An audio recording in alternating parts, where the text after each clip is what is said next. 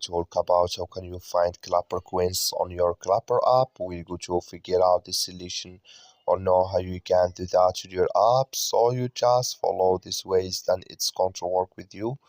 All you have to do in the first, you just go down, click in this sign down here.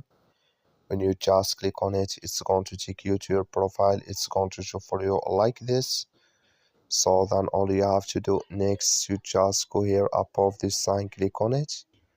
When you just click on it here, so when you click on this sign, it's going to take you to this list. It's going to show for you like this. Click here on Clapper coins. So then it's going to take you to this list. You just switch into open video here.